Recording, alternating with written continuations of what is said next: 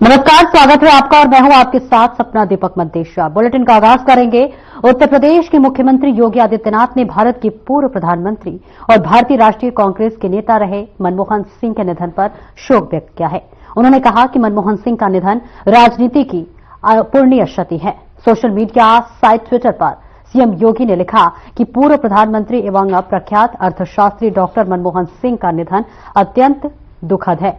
भारतीय राजनीति की अपूरणीय क्षति है और वित्त मंत्री और प्रधानमंत्री के रूप में उन्होंने देश की शासन व्यवस्था में महत्वपूर्ण भूमिका का निर्वहन किया है। उन्हें विनम्र श्रद्धांजलि।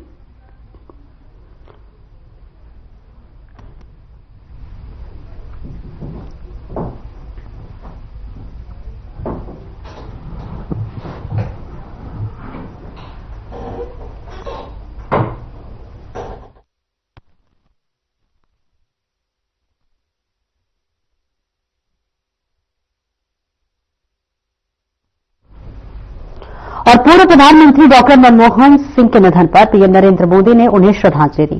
पीएम मोदी ने वीडियो संदेश जारी कर कहा कि प्रधानमंत्री नरेंद्र मोदी ने कहा कि पूर्व प्रधानमंत्री डॉक्टर मनमोहन सिंह जी के निधन ने हम सभी के हृदय को गहरी पीड़ा पहुंचाई है।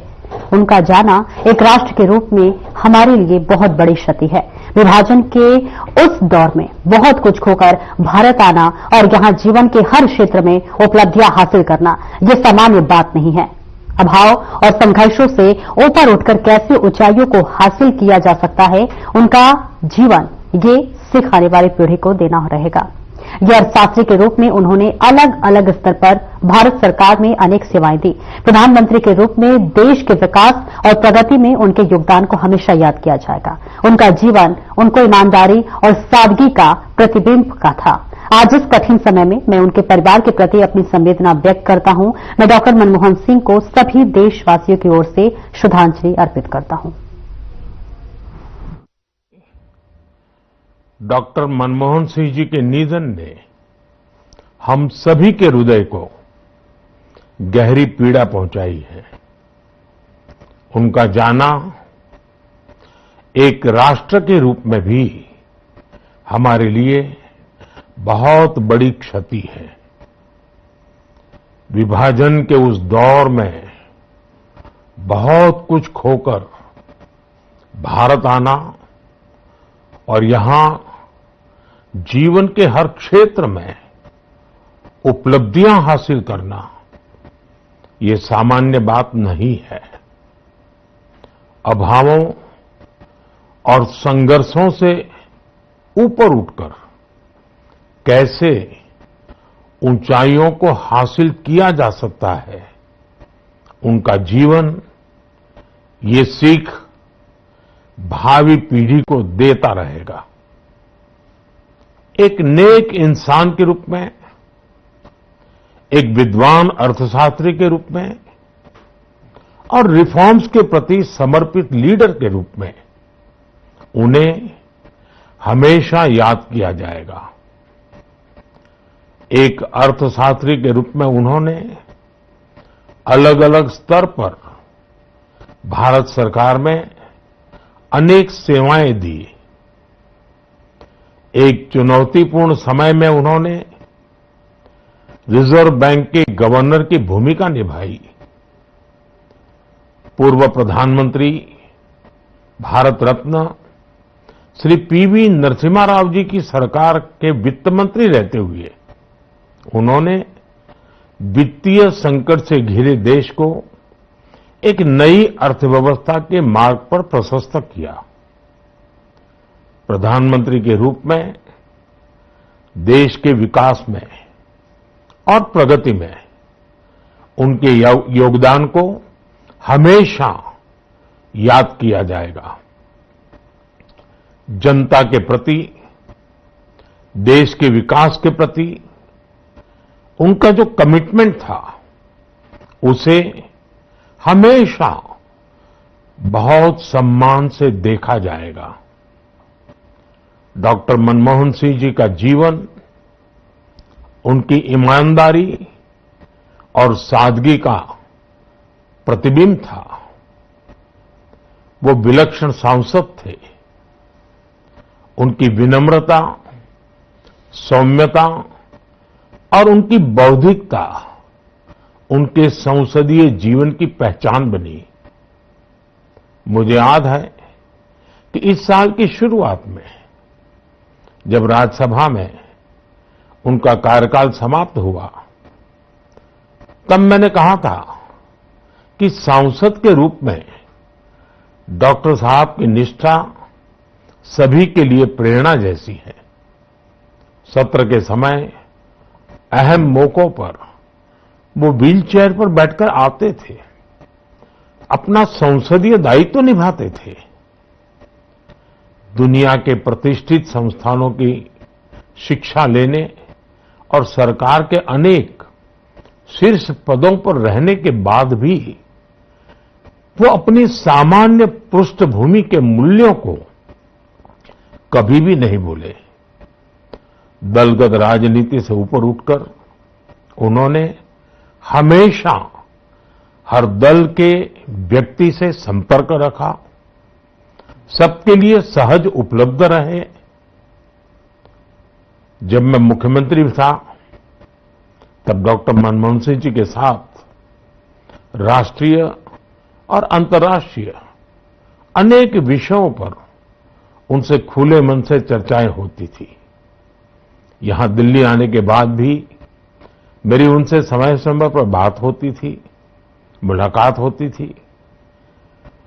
मुझे उनसे हुई मुलाकातें, देश को लेकर हुई चर्चाएं हमेशा याद रहेगी। अभी जब उनका जन्मदिन था तब भी मैंने उनसे बात की थी। आज इस कठिन घड़ी में मैं उनके परिवार के प्रति अपनी संवेदनाएं व्यक्त करता हूं। मैं डॉक्टर मनमोहन सिंह जी को सभी देशवासियों की तरफ से श्रद्धांजलि अर्पित करता हूं।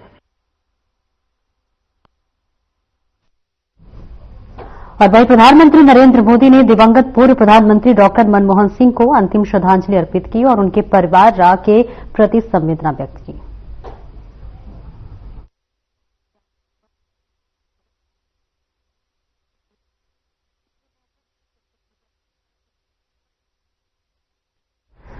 तो तस्वीरें आपको दिखा रहे हैं जहां पर देश के पूर्व प्रधानमंत्री मनमोहन सिंह के निधन पर देश के प्रधानमंत्री नरेंद्र मोदी उन्हें श्रद्धांजलि देते हुए नजर आ रहे हैं और इसी के साथ साथ उनके परिवार को भी ढांढस बंधाते हुए नजर आ रहे हैं। उनके निवास स्थान पर पहुंचे हुए हैं देश के प्रधानमंत्री नरेंद्र मोदी, जो कि डॉक्टर मनमोहन सिंह यादव को श्रद्धांजलि देते हुए नजर आ रहे हैं और इसी के साथ साथ डॉक्टर मनमोहन सिंह यादव द्वारा किए गए कार्यों की भी लगातार सराहनीय करते हुए नजर आ रहे हैं। तस्वीरें आपको दिखा रहे हैं जहां पर देश के पूर्व प्रधानमंत्री डॉक्टर मनमोहन सिंह का पार्थिव शरीर रखा हुआ है और यहां पर प्रधानमंत्री नरेंद्र मोदी पहुंचे हुए हैं। परिवार से मुलाकात हो रही है और इसी के साथ साथ सभी को जो है इस दुख की घड़ी में साथ रहने की उम्मीद जताई जा रही है। तो तस्वीरें आपको दिखा रहे हैं जहां पर देश के प्रधानमंत्री नरेंद्र मोदी जो है डॉक्टर मनमोहन सिंह यादव को श्रद्धांजलि देने के लिए पहुंचे हुए हैं। आपको बता दें कि कल देर रात 9:51 पर दिल्ली के एम्स अस्पताल में डॉक्टर मनमोहन सिंह यादव ने अंतिम सांस ली। कई दिनों से वो बीमार चल रहे थे, अचानक वो घर पे बेहोश हो गए और उन्हें अस्पताल में भर्ती कराया गया,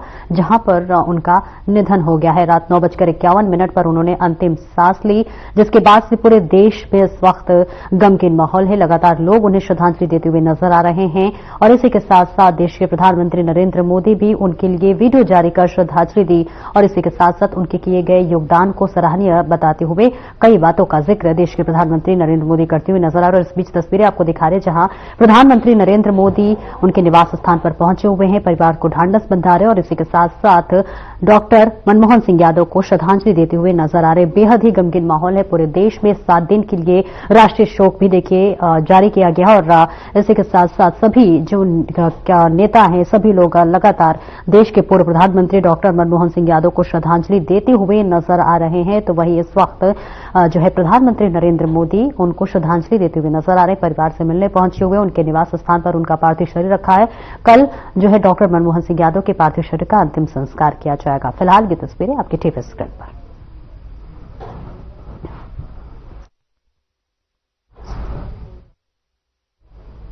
और आगे बढ़ते जहां पर लखनऊ में वीरबाल दिवस के मौके पर ऐतिहासिक समागम और सहज पाठ का आयोजन किया गया है, जिसका शुभारंभ सीएम योगी आदित्यनाथ ने किया है। इस मौके पर सीएम योगी ने साहिबजादों को याद करते हुए लोगों को संबोधित किया। आज पूरा देश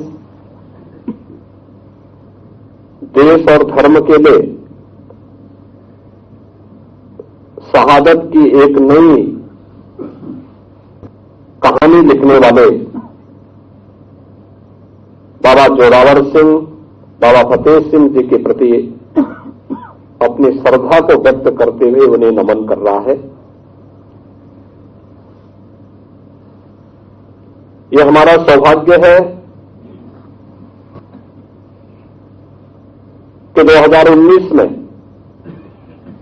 गुरु नानक देव जी के 550वें प्रकाश पर्व के अवसर पर इसी मुख्यमंत्री आवास पर जो शबद कीर्तन का कार्यक्रम आयोजित हुआ था, उसके उपरांत मेरे सामने जब प्रस्ताव आए कि वीर बाल दिवस के कार्यक्रम को आयोजित करने के लिए, तो मैंने कहा इससे अच्छा पावन अवसर और क्या हो सकता है कि ये मुख्यमंत्री आवास पर ही आयोजित हो।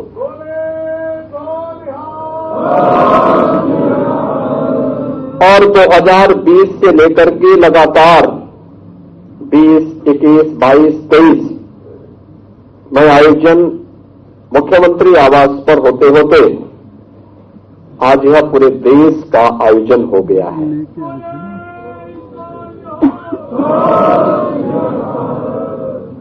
आज ही की वो तिथि है जब गुरु गोविंद सिंह जी महाराज के दो साहबजादे बाबा जोरावर सिंह, बाबा फतेह सिंह वजीर खां के हाथों दीवानों में चुने गए थे। चमकौर के युद्ध में दो बड़े साहबजादे बाबा अजीत सिंह, बाबा जुझार सिंह शहादत को प्राप्त हुई और माता गुजरी इन सबको बहुत अधिक समय तक बर्दाश्त नहीं कर पाए। क्या नहीं पीता था उस समय, लेकिन एक ही बात थी, एक ही लक्ष्य था कि देश और धर्म पर आंच नहीं आने देंगे। एक ही उद्देश्य के लिए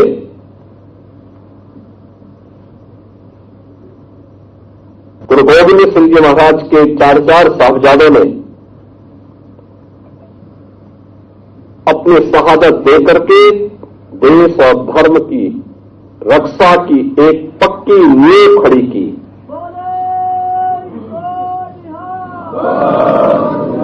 जिस पर न केवल आज भी सिक्की पंथ बल्कि पूरा देश गौरव की अनुभूति करता है, पूरी श्रद्धा और सम्मान का भाव व्यक्त करता है। और उसी सम्मान को व्यक्त करने के लिए, उसी श्रद्धा को व्यक्त करने के लिए आज हमारी पूरी सरकार भी न केवल यहां पर बल्कि हर जनपद में, हर महत्वपूर्ण गुरुद्वारा में आयोजन यहां से लाइव भी हो रहा है। वहां पे सभी जनप्रतिनिधि और संगठनों के पदाधिकारीगण एकत्र होकर के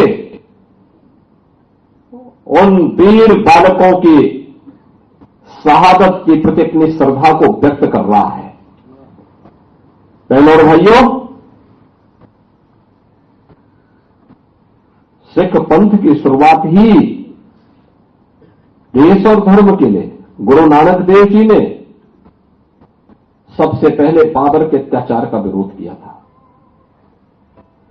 कौन नहीं जानता है लाहौर में गुरु अर्जुन देव जी का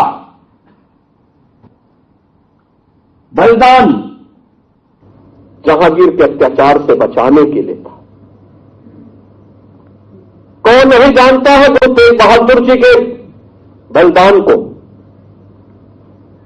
उन्होंने अपना सिर दिया, लेकिन भारत का सिर नहीं झुकने दिया।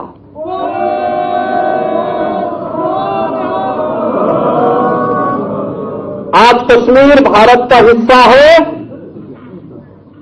और भारत का शीश बना हुआ है, इसलिए क्योंकि हमारे गुरु तेग बहादुर जी ने अपना शीश देकर के इसकी कीमत चुकाई है।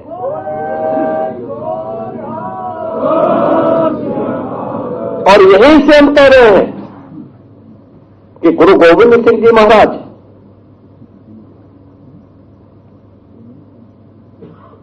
एक ऐसे पिता हैं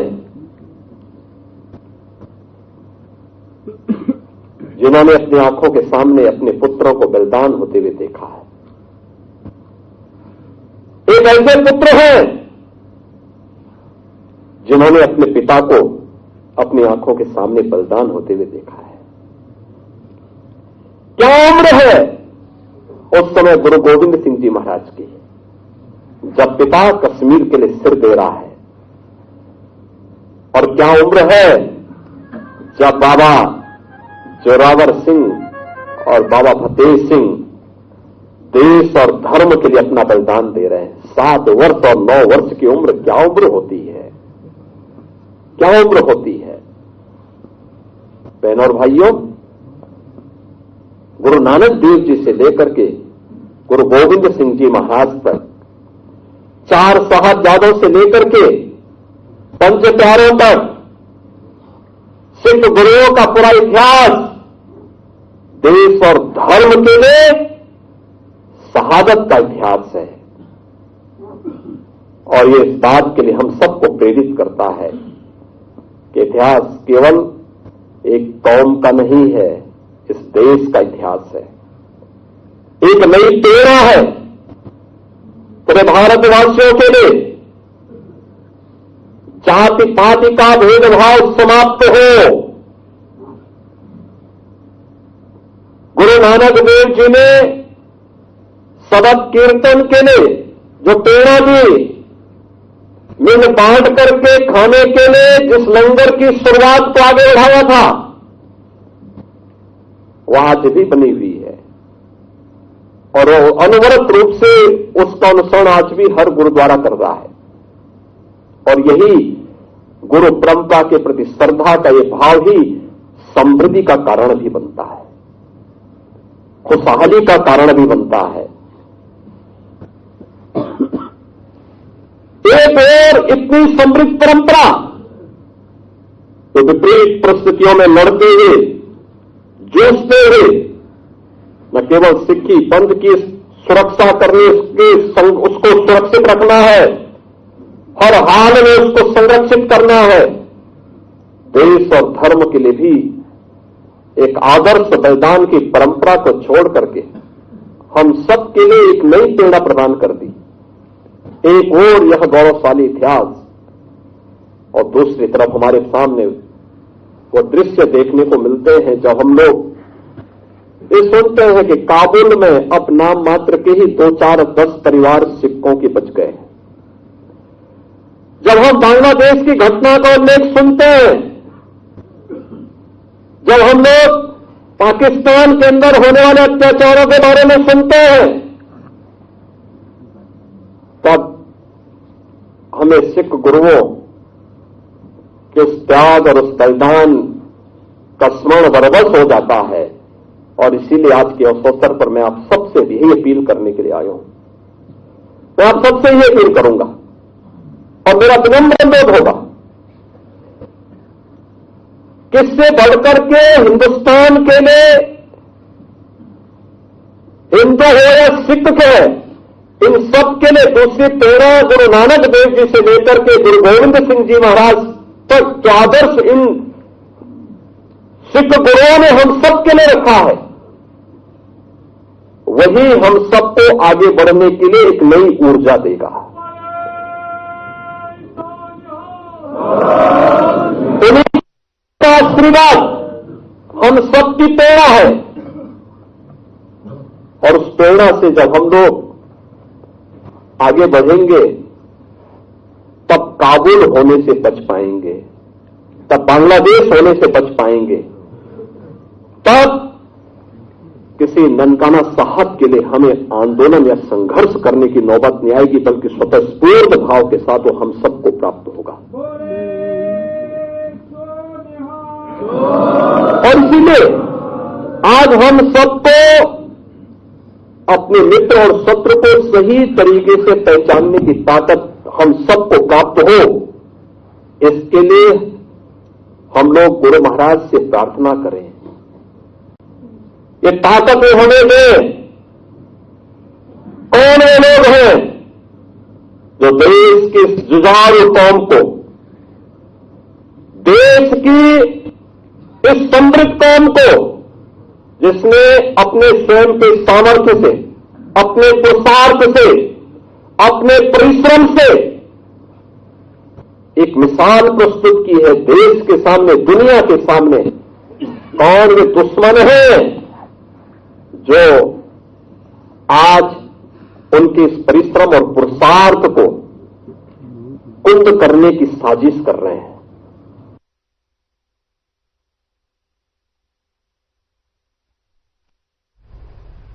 और नई दिल्ली स्थित भारत मंडप में वीर बाल दिवस के मौके पर कार्यक्रम का आयोजन किया गया, जिसमें पीएम मोदी ने भी शिरकत की और वहां मौजूद लोगों को संबोधित किया। हम तीसरे वीर बाल दिवस के आयोजन का हिस्सा बन रहे हैं। 3 साल पहले हमारी सरकार ने वीर साहिबजादों के बलिदान की अमर स्मृति में वीर बाल दिवस मनाने की शुरुआत की थी। अब ये दिन करोड़ों देशवासियों के लिए, पूरे देश के लिए राष्ट्रीय प्रेरणा का पर्व बना है। इस दिन ने भारत के कितने ही बच्चों और युवाओं को अदम्य साहस से भरने का काम किया है। आज देश के 17 बच्चों को वीरता, इनोवेशन, साइंस और टेक्नोलॉजी, स्पोर्ट्स और आर्टिस्ट जैसे क्षेत्रों में सम्मानित किया गया है। इन सब ने दिखाया है कि भारत के बच्चे, भारत के युवा क्या कुछ करने की क्षमता रखते हैं। मैं इस अवसर पर हमारे गुरुओं के चरणों में, वीर साहबजादों के चरणों में श्रद्धापूर्वक नमन करता हूं। मैं अवार्ड जीतने वाले सभी बच्चों को भी बधाई देता हूं, उनके परिवारजनों को भी बधाई देता हूं और उन्हें देश की तरफ से शुभकामनाएं देता हूं। साथियों, आज आप सभी से बात करते हुए मैं उन परिस्थितियों को भी याद करूंगा जब वीर साहबजादों ने अपना बलिदान दिया था। ये आज की युवा पीढ़ी के लिए भी जानना उतना ही जरूरी है और इसलिए उन घटनाओं को बार बार याद किया जाना ये भी जरूरी है। 325 साल पहले के वो हालात, 26 दिसंबर का वो दिन जब छोटी सी उम्र में हमारे साहबजादों ने अपने प्राणों की आहुति दे दी। साहिबजादा जोरावर सिंह और साहिबजादा फतेह सिंह की आयु कम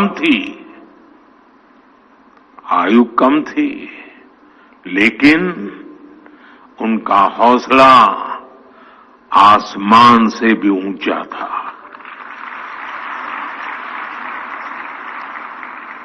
साहबजादों ने मुगल सल्तनत के हर लालच को ठुकराया, हर अत्याचार को सहा।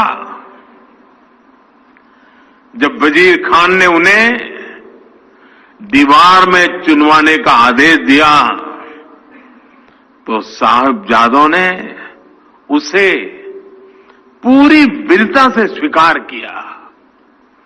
साहबजादों ने उन्हें गुरु अर्जन देव, गुरु तेग बहादुर और गुरु गोविंद सिंह की वीरता याद दिलाई। ये वीरता हमारी आस्था का आत्मबल था। फिलहाल इस बुलेटिन में इतना ही। दीजिए इजाजत। नमस्कार।